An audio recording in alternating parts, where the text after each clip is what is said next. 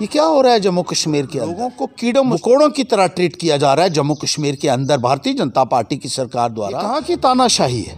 लोगों के ऊपर लगातार जुल्म जोर जबरदस्ती कर रहे हैं। ये एक डिक्टेटरशिप है।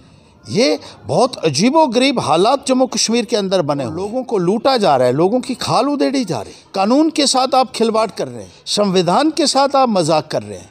आपने तो कानून की खिल्ली उड़ाने की ठान रखी है। कानून या तो संसद में बनता है या असेंबली में बनता है। घर बैठ के कानून बना रहे हैं ये लोग। आपने रात को कानून बनाया और सुबह लोगों के ऊपर थोप। बीजेपी का ताम झाम देखकर नहीं फैसला करना। लोगों के पास बहुत पैसे हैं जो बीजेपी वाले हैं। खूब लोटी की है इन लोगों ने, खूब लोटी की है इन लोगों ने। मैं अक्षय सागर और आप देख रहे हैं रफ्तार जम्मू। चंद पलों की गुफ्तगू और सच से करवाएंगे रूबरू।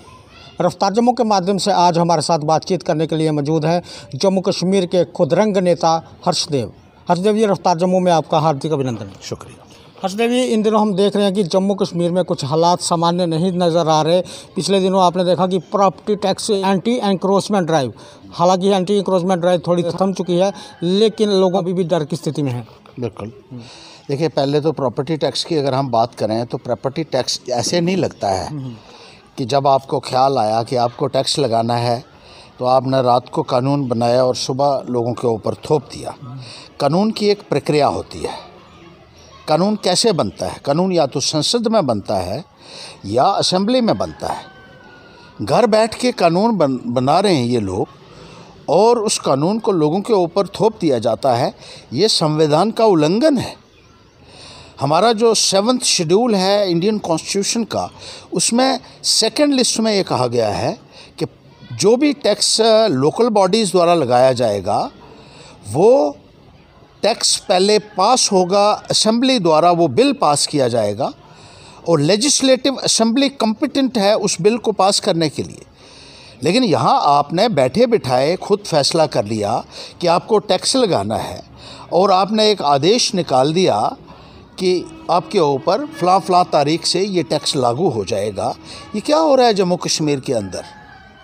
आपने तो कानून की खिल्ली उड़ाने की ठान रखी है। संविधान के साथ आप मजाक कर रहे हैं, कानून के साथ आप खिलवाड़ कर रहे हैं और लोगों को लूटा जा रहा है, लोगों की खाल उधेड़ी जा रही है। ये बहुत अजीबोगरीब हालात जम्मू कश्मीर के अंदर बने हुए हैं।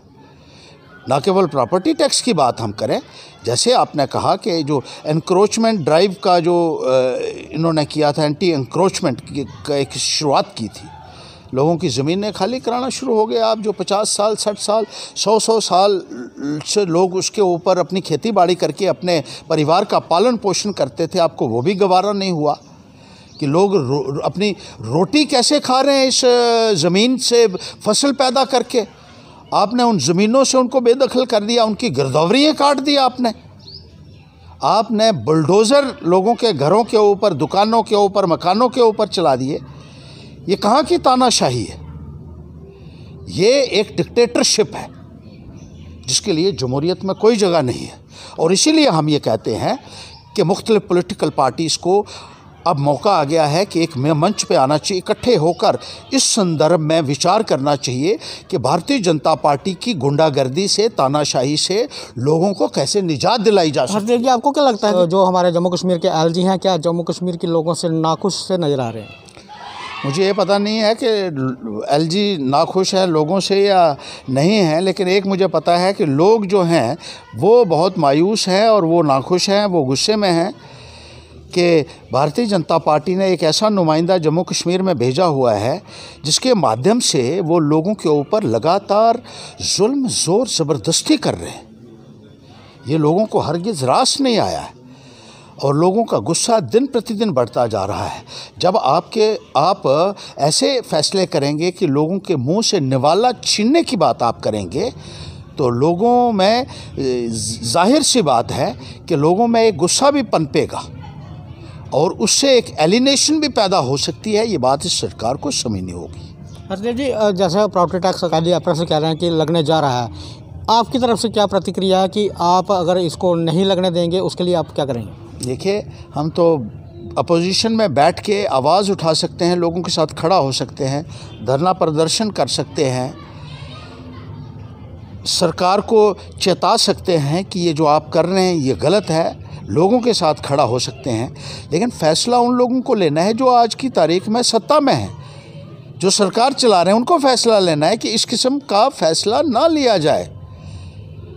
और कम से कम असेंबली का तो इंतज़ार कीजिए कि असेंबली आएगी तो वहाँ बिल 2011 में ये बिल पेश हुआ था असेंबली के अंदर, हमने उसका जब डट कर विरोध किया और उस बिल को पास नहीं होने दिया था। वहाँ वो एक प्रोसीजरल तरीके से उस बिल को पेश किया गया था उस वक़्त उस सरकार द्वारा, लेकिन हमने इसको विरोध किया और रोक लिया। आज हम बाहर हैं, भारतीय जनता पार्टी सरकार में है तो मनमानी कर रही है। वो जनता का मानना है कि हमें एक चुनी हुई सरकार चाहिए, हमें हमारे नुमाइंदे चाहिए जिनसे हम बात अपनी रख सकें, लेकिन ऐसा होता हुआ संभव नज़र नहीं आ रहा क्योंकि 2019 से लेकर अभी तक जम्मू कश्मीर में इलेक्शन नहीं हुई है। इन केस अगर जम्मू कश्मीर में इलेक्शन होती है तो आपको क्या लगता है किस पार्टी का आगे आना ज़रूरी है जो जम्मू कश्मीर की बात कर सके? देखिए, उसको आगे आना चाहिए जो लोगों की बात कर सके, जो लोगों के मुतालबे उभार सके, जो उभार रहा हो, जो लोगों के लिए लड़ रहा हो। ये फैसला लोगों को करना होगा कि कौन उनकी नुमाइंदगी कर रहा है, कौन उनके लिए खड़ा हो सकता है, कौन उनकी लड़ाई लड़ सकता है, कौन इन कानूनों का विरोध कर सकता है असेंबली के अंदर। जैसे हमने 2011 में इसको रोक दिया था और आज बीजेपी की सरकार आई तो उन्होंने इसको थोप दिया।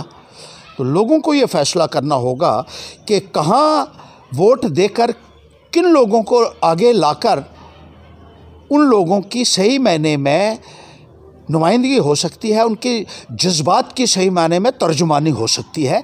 ये फ़ैसला लोगों को लेना पड़ेगा और बहुत सोच समझ कर लोगों को फ़ैसला लेना चाहिए। बीजेपी का ताम झाम देखकर नहीं फ़ैसला करना चाहिए। इन लोगों के पास बहुत पैसे हैं, जो बीजेपी वाले हैं, खूब लोटी की है इन लोगों ने, और बड़े बड़े झंडे, बड़े बड़े डंडे लेकर आते, बड़ी बड़ी गाड़ियां देखकर वोट नहीं देना है। वोट इसलिए देना है कि हमारे अधिकार सुरक्षित रहें। और कौन ये सुनिश्चित कर सकता है कि लोगों के अधिकार सुरक्षित रहें, इस बारे में लोगों को बहुत सोच विचार करके फ़ैसला करना होगा, तभी बेहतरी हो सकती है और लोगों की भलाई हो सकती है। सर, आपको क्या लगता है कि जम्मू कश्मीर की जो रीजनल पार्टी हैं सब समय आ चुका है उनका इकट्ठे होने का? बिल्कुल आ चुका है, वक्त आ चुका है। हम तो ये अपील कर रहे हैं तमाम पॉलिटिकल पार्टीज़ को कि आइए और भाजपा की तानाशाही के ख़िलाफ़ खड़ा होइए। एक मीटिंग भी होनी चाहिए इस संदर्भ में जल्द ही, और एक जॉइंट डेलीगेशन दिल्ली भी जाना चाहिए तमाम पॉलिटिकल पार्टीज़ का, कि जम्मू कश्मीर के लोगों को जिस तरीके से ट्रीट किया जा रहा है, मसला जा रहा है, जैसे स्टेट हमारी छीन ली, इलेक्शन हमारी नहीं होने देते हैं, टैक्स हमारे ऊपर थोप रहे हैं, ज़मीनें हमारी खाली करा रहे हैं, रोज़गार यहाँ के लोगों के लिए नहीं रहा, एक एक नौकरी के लिए 30-30 लाख रुपया यहाँ इकट्ठा किया जा रहा है। तो ये सारे मसले हैं जिनको इकट्ठा होकर उभारने की ज़रूरत है, और इस संदर्भ में तमाम पॉलिटिकल पार्टीज़ को एक साथ आना होगा ताकि लोगों के अधिकारों को बचाया जा सके। और इस संदर्भ में जो है वो एक शुरुआत हमारी तरफ से भी हो रही है। आज भी हमने ये कहा है कि तमाम पॉलिटिकल पार्टीज़ एक मीटिंग करें, इकट्ठा मीटिंग करें, और दिल्ली में भी जाकर एक धरना हमारा होना चाहिए कि जम्मू कश्मीर को किस तरीके से दबाकर, डराकर, धमकाकर चलाया जा रहा है और लोगों को कीड़ों मकोड़ों की तरह ट्रीट किया जा रहा है जम्मू कश्मीर के अंदर भारतीय जनता पार्टी की सरकार द्वारा, जो नाकाबिले बर्दाश्त है और जो हमारे जमहूरी अधिकारों का, संवैधानिक अधिकारों का बहुत बड़ा उल्लंघन है। ठीक है हर्षदेव जी, समय देने के लिए बहुत बहुत धन्यवाद। Thank you.